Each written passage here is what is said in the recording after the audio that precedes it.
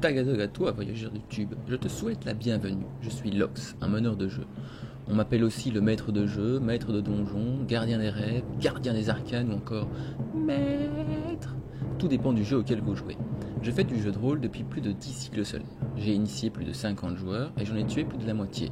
J'ai moi-même été un joueur à de nombreuses reprises. J'ai vu naître et se développer un nombre de compagnies d'aventuriers assez important. Ces années à les observer m'a permis de connaître les petites choses faisant de moi un bon maître de jeu. Je partage donc ces connaissances avec toi.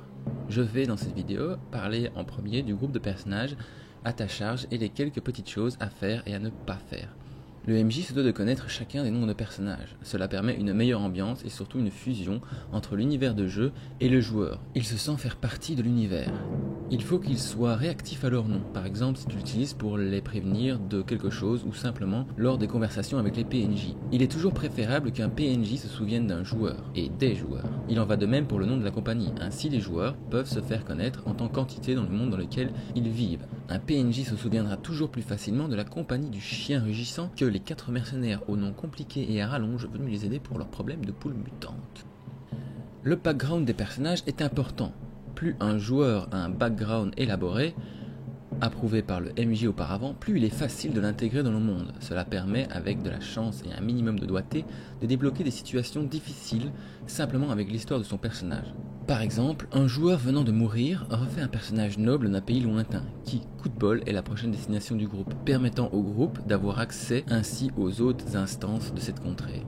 L'aventure du groupe se doit d'être réalisable. Les murs invisibles et les fins de map n'existent pas en jeu de rôle. Il faut que chaque joueur se sente utile selon ses propres capacités, ou qu'il puisse aider le groupe avec ses compétences. Il faut donc que le voleur puisse crocheter une porte ou contourner un ennemi. Le ninja doit pouvoir grimper la moindre des surfaces qui l'entourent, et le prêtre se devra de trouver une utilité à ses sorts divers et variés, en plus du soin. Les personnages axés combat devront pouvoir laisser leur imagination bourrine la plus libre possible lors des affrontements, tel le gnome barbare sautilleur. Quoi de plus frustrant que de ne jamais utiliser ses capacités si durement développées?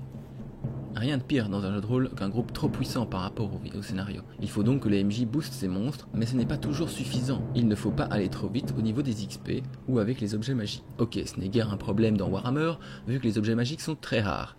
Un groupe trop puissant va de même avoir tendance à la violence gratuite et au combat. Il sera du choix du MJ de mettre un terme à la partie ou simplement de leur expliquer le problème et de respecter leur perso. Plus une campagne se prolonge et plus ce problème devient un poids pour le maître de jeu. Ainsi s'achève ma première vidéo sur le sujet, j'espère que cela vous a plu et surtout un peu aidé pour vos prochaines parties.